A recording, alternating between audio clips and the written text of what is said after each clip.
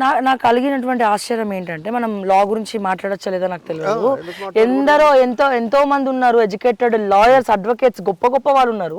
So ఇంత పెద్ద విధ్వంసం వాళ్ళ హైకోర్టు గురించి జరుగుతూ ఉంటే జడ్జిలు కావచ్చు, లేకపోతే పెద్ద పెద్ద లాయర్స్ కావచ్చు, ఎందుకు మాట్లాడలేకపోతున్నారు? దీన్ని ఖండించి ఇక్కడ వద్దు అని ఒక మాట చెప్పాలి కదా వాళ్ళైనా. నేను ఇప్పుడు హైకోర్టు చీఫ్ జస్టిస్ గారికి విజ్ఞప్తి చేసేది ఏంటంటే, ఇప్పుడు మీరు ఏదైనా అన్యాయం జరుగుతున్నా, లేకపోతే నేచురల్ క్లైమేట్కి భంగం కలుగుతున్నా దాన్ని ప్రొటెక్ట్ చేయాల్సిన బాధ్యత కోర్టు మీద ఉంది. మరి మీకు తెలుసా తెలియదా ఇక్కడ ఉన్న పరిస్థితులు మొత్తం ఏరియా గురించి వాళ్ళకి అవగాహన ఉందా లేదా నాకు తెలియదు. కానీ ఇప్పటికైనా ఈ చీఫ్ జస్టిస్ గారు ఈ మొత్తం వచ్చి ఇదంతా చూసి ఈ విధ్వంసాన్ని ఆపి ఇంకొక దగ్గర తీసుకుంటే వాళ్ళకి కూడా బాగుంటుంది. ఎందుకంటే కోర్టు అన్యాయం జరిగిన వాడు ప్రతివాడు కోర్టుకు వస్తాడు. ఇప్పుడు ఈ బటర్ఫ్లైస్ పోలేవు, నెమళ్ళు పోలేవు, మొక్కలు పోలేవు, మాట్లాడాలి పోలేవు. ఇక్కడ ఉన్న వాళ్ళు ఎందుకు మాట్లాడతలేరంటే, మేము 2-3 సార్లు ఇంటరాక్ట్ అయినాం. ఇంటరాక్ట్ అయితే ఏంటంటే, ఇప్పుడు ఇక్కడ ఈ తెలంగాణ లోపల వేరు చోట్ల రీసెర్చ్ సెంటర్స్ ఉన్నాయి, వేరు చోట్ల అగ్రికల్చర్ కాలేజెస్ ఉన్నాయి. ఇవాళ ఎవరైనా ఓపెన్ చేసి మాట్లాడినారు అనుకోండి, ఇమ్మీడియట్ గా వాళ్ళని ట్రాన్స్ఫర్ చేయటము, ఇబ్బందులకు గురి చేయటం. కాబట్టి ఇక్కడ ఎవరు మాట్లాడలేని పరిస్థితి. ట్రాన్స్ఫర్ చేస్తారు, తలకాయ నొప్పి, మళ్ళీ కుటుంబం అంతా ఆగమవుతుంది. ఈ రకమైన దాంతో ఇక్కడ వీళ్ళు చేయలేకపోతున్నారు. అంతేకాకుండా విద్యార్థి సంఘాలు చూసినట్లయితే విద్యార్థి సంఘాలు సంఘటితంగా లేవు. సంఘటితంగా లేకపోవడం వల్ల ఏమవుతుంది, ఏదో ఒక రకంగా ఒక స్టేట్మెంట్ ఇచ్చి వదిలిపెట్టడం జరుగుతుంది. అంతకుముందు మనకు ఒక విద్యార్థి సంఘం కాక చూసినట్లయితే ఒక అమ్మాయిని ఎట్లా ఏడ్చకపోయారో. అంటే ప్రభుత్వం అనేది ఒక విద్యార్థులు అంటే వాళ్ళు స్టాక్ హోల్డర్స్ విద్యాలయానికి వాళ్ళు కాపాడాల్సిన బాధ్యత వాళ్ళు. వాళ్ళు చేస్తూ ఉన్నప్పుడు విపరీతమైన ప్రెషర్ పెట్టి వాళ్ళని ఎగ్జామ్స్ అని లేకపోతే రకరకాలుగా ఇట్లా వాళ్ళని రకరకాలుగా చేసి వాళ్ళని ఇది చేయడం జరిగింది. కానీ ఆ విద్యార్థులందరూ ఏకతాటి మీదకి వస్తే ఈ ప్రభుత్వాలు ఎన్నిసార్లు రోడ్ల మీద విద్యార్థులు సాధిస్తే తెలంగాణ వచ్చింది. ఇంకా చెప్పాలంటే సో పెద్ద విషయం కాదు కానీ విద్యార్థి సంఘాలు చీలిపోయి వాళ్ళు ఒకరికొకళ్ళకి సరైన అవగాహన లేక, సమస్యల పట్ల అవగాహన లేక వీళ్ళు ఒక తాటి మీదకి రాక దీని మీద అందరికి అసంతృప్తి ఉంది. కానీ సంఘటితమైన ఉద్యమాన్ని నిర్మించడం లోపల వాళ్ళు ఫెయిల్ అవుతున్నారు, లేకపోతే సరైన అవగాహన లేకపోవడం ఏదైనా కావచ్చు. కానీ యాక్చువల్గా అయితే విద్యార్థి సంఘాలు సరిగ్గా దీన్ని తీసుకున్నట్లయితే ఈ ప్రభుత్వం కాదు ఏదైనా కానీ దాన్ని తల ఉంచాల్సిన పరిస్థితి. కానీ విద్యార్థి సంఘాలు వాళ్ళ బాధ్యతని విస్మరించిండ్రు అని అనలేము. కానీ వాళ్ళకి ఇప్పుడున్న పరిస్థితుల లోపల రకరకాలుగా ఇప్పుడు ఎట్లా ఉంటుందంటే, వెనకటి రోజుల్లో మేము విద్యార్థి సంఘాలుగా ఉన్నప్పుడు కొంత టైం ఉంటుండే. ఇప్పుడు ఏమవుతుంది, వాడు పరిగెత్తాల్సిన పరిస్థితి వస్తుంది. ఆ పరిగెత్తడం లోపల ఈ సమస్యల్ని పట్టించుకోవడం అనేది తగ్గుతుంది. ఆ విద్యార్థి సంఘాల సంఖ్య కూడా తగ్గడం వల్ల ఇటువంటి పరిణామాలకి దారితీస్తుంది. ఇప్పుడు సార్ నాకు అనిపించింది ఏంటంటే, అసలు ఇక్కడికి వచ్చిన తర్వాత అంటే నేను చాలా ఇయర్స్ అయినా అప్పుడు ఎప్పుడో వచ్చాను, ఇప్పుడు మనం మాట్లాడుకున్నంత సేపు కూడా స్వచ్ఛమైనటువంటి గాలి మనం పీల్చుకుంటున్నాము, అద్భుతమైనటువంటి ఔషధాల వాసన వస్తూ ఉంది. సో ఇప్పుడు హైకోర్టు వచ్చిన తర్వాత ఇప్పుడు ఈ అద్భుతమైనటువంటి ఈ మూలికలు కావచ్చు, ఈ మంచి వాసనలు కావచ్చు, సువాసనలు కావచ్చు, ఈ గాలి కావచ్చు, ఇవన్నీ కూడా దొరకవు. సో ముఖ్యంగా అంటే ప్రాక్టికల్ గా మనం ఇక్కడ నించొని అనుభవిస్తున్నాము.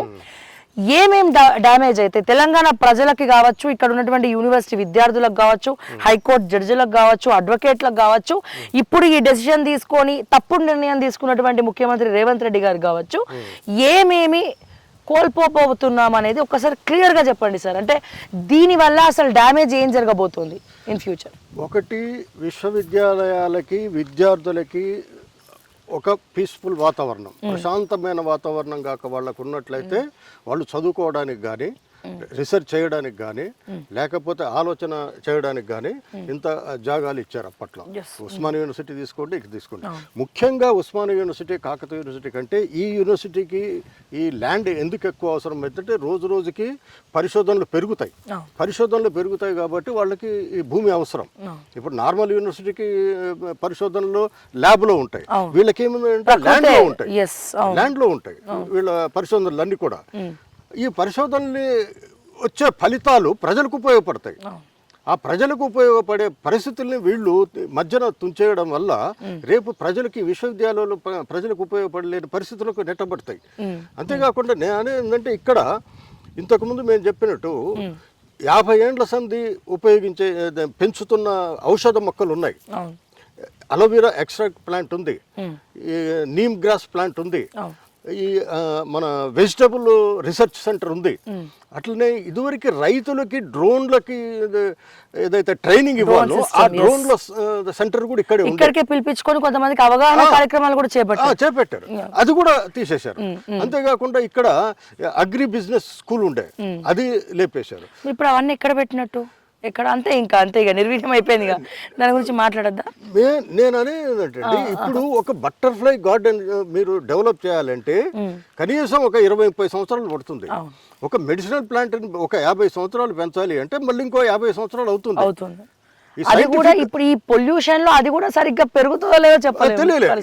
ఇప్పుడు మీరు చూస్తున్నారు కదా, ఇది ఇంత ఆ రోజుల్లో వాళ్ళు ఈ దూర లాంగ్ రన్ లో వచ్చే సమస్యలు లేకపోతే లాంగ్ రన్ లో విశ్వవిద్యాలయానికి అవసరమయ్యే ల్యాండ్ ఇంత అలాట్ చేశారు.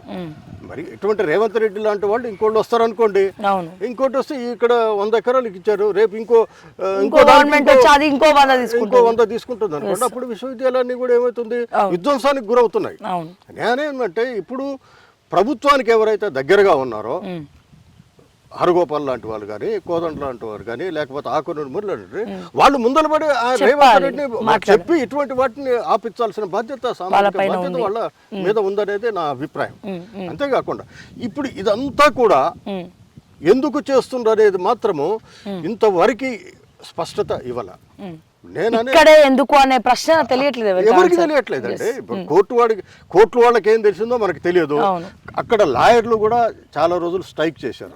ఎందుకంటే ఇది చాలా దూరం అవుతుంది, సామాన్యులు రావడానికి, క్లయింట్స్ రావడానికి చాలా ఇబ్బంది అవుతుంది. అక్కడే లోకల్ గా కానీ లేకపోతే ఇంకో మరో చోట ఇంకా ఈజీగా ఉన్న చోట పెట్టమని కూడా వాళ్ళు ప్రెస్ కాన్ఫరెన్స్ పెట్టారు, అయ్యని పెట్టారు. విద్యార్థులు చాలా పెద్ద ఎత్తున ఉద్యమించారు. ఈ ప్రొఫెసర్లు కూడా ముఖ్యంగా వాసుదేవరావు అనే రిటైర్డ్ సైంటిస్ట్ కూడా దీని మీద చాలా సేకరించాడు. నేనంటే ఎకనామిక్స్ ఉంది కాబట్టి నాకున్న అవగాహన మేరకు మీకు చెప్పగలుగుతాను. కానీ ఇంకా సైంటిఫిక్ గా ఇక్కడ ఉండే డెవలప్మెంట్, ఔషధాలు కావచ్చు, డెవలప్మెంట్స్ కావచ్చు, ఈ ల్యాండ్ ఉండడం వల్ల ఇంకా ఏం చేయొచ్చు ఫ్యూచర్ విద్యార్థులకి, ఫ్యూచర్ లో అంటే రీసెర్చ్ కి ఏదైతే పనికొస్తుందో అది ఈ ల్యాండ్ పనికొస్తుంది. ఇప్పుడు మీకు ఓపెన్ ఏరియాలో కంటే కూడా ఇటువంటి ప్రశాంతమైన వాతావరణం లోపల మొక్కలు పెరగడము, అంతేకాకుండా ఇప్పుడు మీకు కనీసము హైదరాబాద్లో మనకి 48-49 డిగ్రీలు కాకుంటే మీరు ఎనీ టైం ఇక్కడికి రండి, కనీసం 4-5 డిగ్రీలు ఇక్కడ తక్కువగా ఉంటుంది. మీరు ఉస్మానియా యూనివర్సిటీ కాక తీసుకున్నట్లయితే it is the AC for the city అంటారు. ఇప్పుడు ఇది రోజు రోజుకి సిటీ ఎక్స్పాండ్ అవుతుంది. సిటీ ఎక్స్పాండ్ అయినా కొద్దీ మీరు గ్రీనరీని నాశనం చేసి మీరు ఏం చేయదలుచుకుంటారు అనేది నా ప్రశ్న. ఇప్పుడు దీని వల్ల చుట్టుపక్కల ఎవరైతే స్టే చేస్తున్నారో వాళ్ళకు కూడా బెనిఫిట్స్, వాళ్ళకు కూడా అంతే కదండి.